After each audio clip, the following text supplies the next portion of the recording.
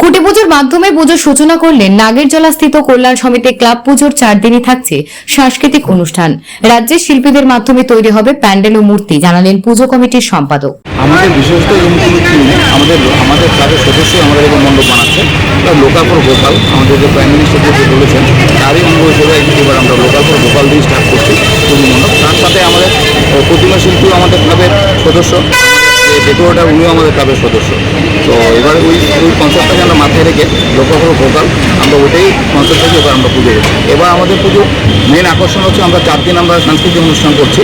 তো 4 দিনের মধ্যে আমরা প্রথম দিন আমরা কালচারাল প্রোগ্রাম আছে আমাদের ছোটো ছোটো বাচ্চাদেরকে নিয়ে। দ্বিতীয় দিন যেটা আছে এটা হচ্ছে আমাদের ইস্কনের যে মন্দিরে যে আছে যে আপনার হরেকৃষ্ণের যে টিমটা, ওই টিমটা দিয়ে আমরা প্রোগ্রাম করবো। আর চতুর্থ দিন সাংস্কৃতিক অনুষ্ঠান হবে। তাছাড়া আমরা এবার যে একটা মেন উদ্দেশ্য যে আমাদের মেন থিম হচ্ছে আমরা নবমীর দিন আমাদের যে এখানে বৃদ্ধাশ্রম আছে, বৃদ্ধাশ্রমের ওদের সবাইকে নিয়ে আমরা ক্লাবের পক্ষ থেকে নবমীর দিন আমরা পূজা পরিক্রমা করবো আগরতলার মধ্যে।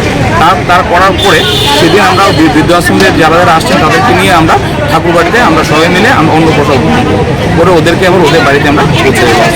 তো আমাদের এবার পুজো মণ্ডপে উদ্বোধন করবেন আমাদের এবার উদ্বোধন করবেন আমাদের বিধায়ক তথা আমাদের ত্রিপুরা রাজ্যের জনপ্রিয় মুখ্যমন্ত্রী প্রফেসর শ্রী ডক্টর মানিক সাহা মহাশয়। ওনার সাথে আমাদের ত্রিপুরা রাজ্যসভার আরও অনেক মন্ত্রীগণ সেদিন উপস্থিত থাকবেন। আপনার পরিচয়টা?